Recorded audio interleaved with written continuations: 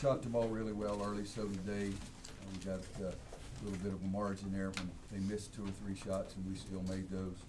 Shoot 64% in the first half and out-rebound them by 11. That's the way you get a 14-point lead. And then we came out in the first 4, 5, 6 possessions. I think we scored probably 75% of those are in the second half. And then after that, from the, you know, it's crazy. John's trying to call a timeout, and we get steal. Didn't pay our dadgum bill, so they don't cut it on the whole time. It's about 14:40, I think. We get a steal and lay it up, and we had a great deal of momentum. And all of a sudden, then we stayed on the bench 7 of the next 8 minutes, it seemed like, because he called a timeout, and then had the 16-minute timeout, and then we had the 12-minute timeout. So it was, after that, it was really ugly. But that's really a good basketball team. It scares you to death the way they shoot the ball. It scares you to death the way their big guys play. I think I'll pronounce it properly. Wagner, since he's German. He was a load for us. We didn't do a very good job on him at all. They made a bunch of their threes early, and then they missed more of them because they missed than it did because of our defense. But, again, it was a pretty good working margin at that point. I was not pleased with some of the groups that I put in there. But looking down there, Luke had 27 on 16 shots. That's fantastic. And 12 for Kenny and 17 for Joel. I thought Joel made the layup. I was trying to get the substitutes in, and the ball spun out. Excuse me. I think that's a word on the last one. But for us, it was a good bounce back after such a disappointment the way we played on Sunday. After they hit their first 8 shots, they went into a little of a stretch where they weren't hitting as many. Did you guys do anything defensively, or what was it? Well, we did a few things, but I think they missed some of them because they missed too. But I think we did get better. We tried to guard the screen on the ball 3 different ways, and for a stretch there it seemed to work, and then they figured it out again down the stretch, and it didn't work. But some of it was our defense, but more of it's just that they missed shots. Defensively, where is this team compared to where you would expect it to be at this point?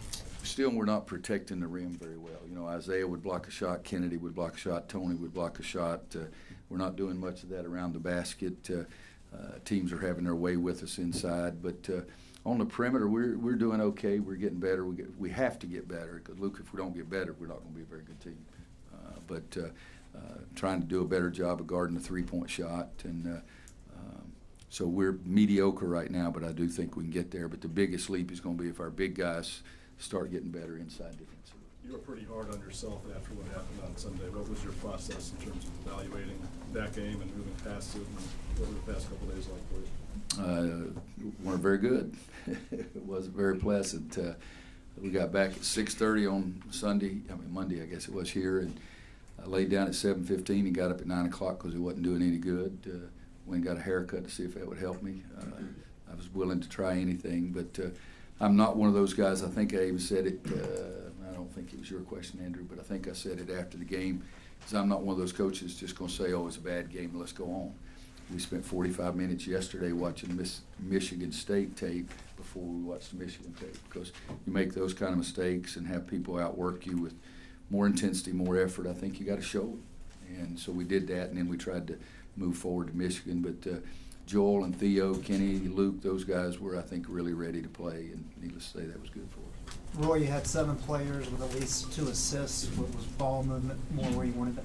Yeah, and if you look at it, Kirsch said 17 of our first 21 baskets we had an assist. After that, we got pretty sloppy with it. We ended up with 24, so the numbers will look good, 24 out of 34. But again, I think that last 12 minutes, you know, we had really played well, and then all of a sudden we lost everything, the momentum and our attention, because we out-rebounded them by 6, but they out-rebounded us by 5 in the second half. So, but early on we passed the ball really well and moved a heck of a lot better. Rory, what have you liked in these first 7 games about what your freshmen big men? I've liked to score, except in one game, Sammy. That's the big guys. They're getting better, but we're still not accepting the responsibility on the defensive end of being really good defensively. It's if the other guy scores on us, we say, well, we're going to get him, and that's not the way it works. So we've got a long way to go with the big guys defensively, but they're working at it. And you know, Sterling's got tremendous length. Garrison understands the game. B. Huff is sort of caught in the middle, does everything, but he's really strong and explosive. But they've got to buy into the defensive end of the floor even more in rebounding. If they do that, it'll be a heck of a lot better. Anybody else?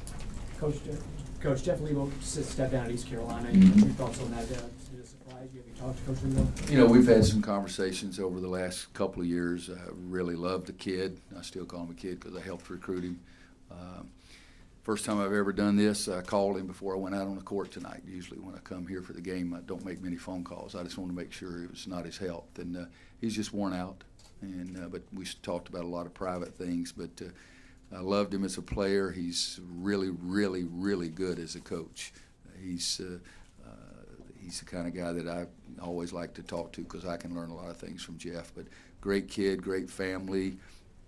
I enjoyed the heck out of coaching him and helped coach him, and enjoyed the heck out of him being such a friend for me. It's a sad day for me because the coaching profession really lost a great guy.